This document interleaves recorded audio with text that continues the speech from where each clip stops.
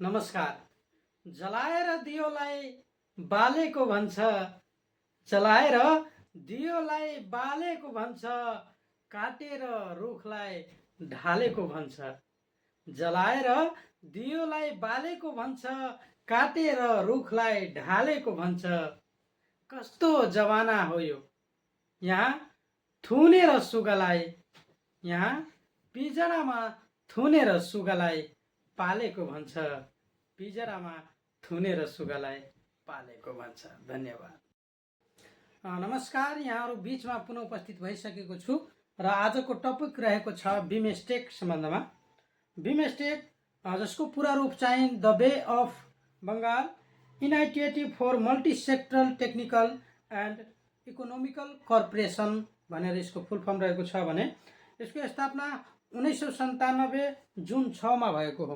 1997 जुन 6 मा चाहिँ यसको स्थापना भएको हो र नेपाल चाहिँ 2004 फेब्रुअरी 8 मा चाहिँ यसको सदस्यता प्राप्त गरेको हो।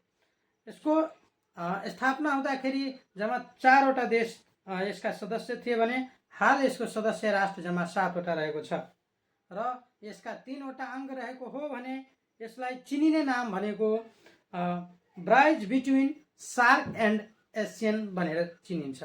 ब्राइज बिट्विन सार्क एन्ड एसियन भनेर चिनिन्छ र यसको प्रधान कार्यालय बङ्गलादेशको ढाकामा रहेको छ। हस्त धन्यवाद।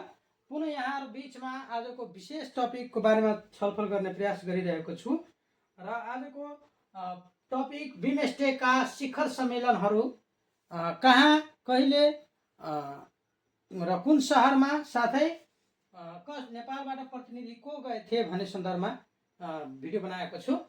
पहिलो कहिले र कहाँ र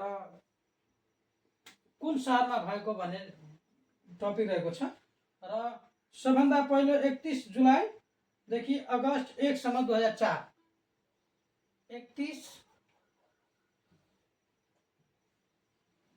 31 जुलाईदेखि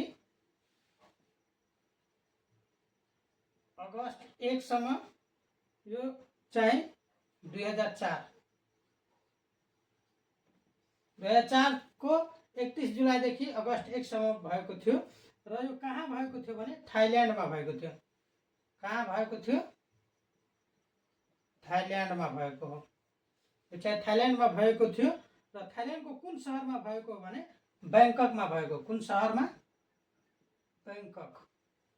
ब्याङ्ककमा भएको हो र नेपालबाट को चाहिँ प्रतिनिधिको रूपमा गएको थियो भने पहिलो शिखर सम्मेलनमा शेरबहादुर देवा गएको थियो।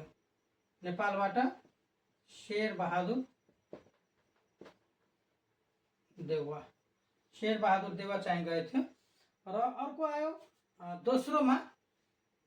दोस्रो शिखर सम्मेलन चाहिँ कहाँ भएको थियो र कहिले? यो चाहिँ 13 नोभेम्बर 2008 मा भएको थियो। 13 नोभेम्बर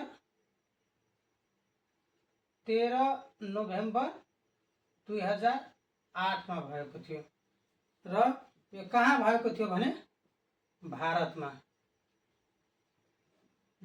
भएको थियो। भारतको कुन सहरमा भएको भने नयाँ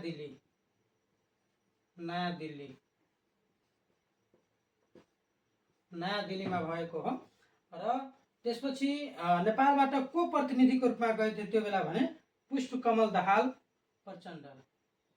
पुष्पकमल दाहाल प्रचण्ड गएको थियो भने तेस्रो शिखर सम्मेलन कहिले भएको थियो भने 1 देखि 4 मार्च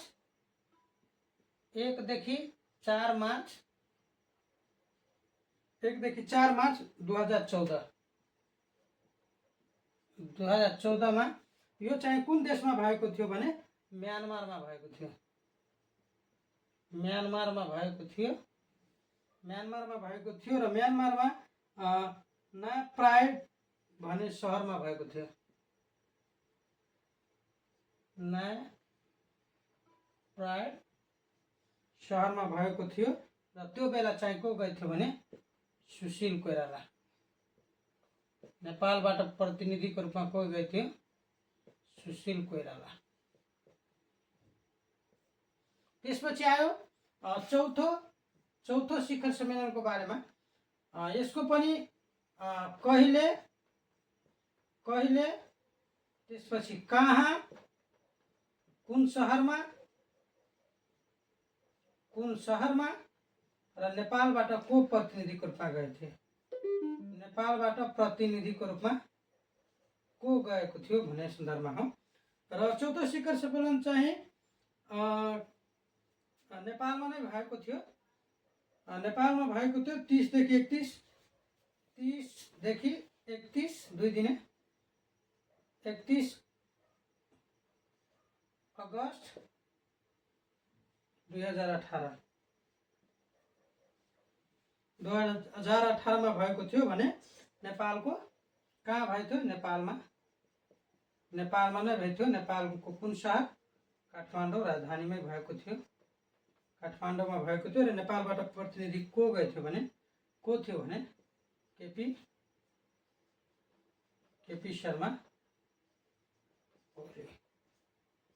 केपी शर्मा ओली थियो नेपालबाट प्रतिनिधि गरेको। र आयो कुरा पाँचौं शिखर सम्मेलनको 30 मार्च 2022 मा भएको थियो। यो 30 मार्च 2022 मा भएको थियो। र यो कहाँ भएको थियो भने थाइल्यान्डको बैंककमा भएको थियो। श्रीलङ्काको कोलम्बोमा भएको थियो। श्रीलङ्काको कुन सहर?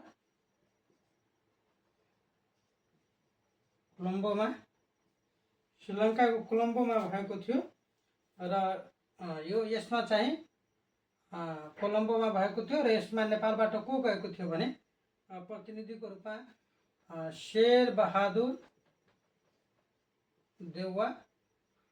र यो चाहिँ के पाँचौं शिखर सम्मेलन श्रीलङ्काको कोलम्बोमा भए तापनि त्यो बेलामा चाहिँ के भयो थियो? सायद लकडाउनको समय थियो। र लकडाउनको समयमा चाहिँ के भएको थियो? भर्चुअल बैठक बैठेको थियो। भर्चुअल मिटिङ भएको थियो।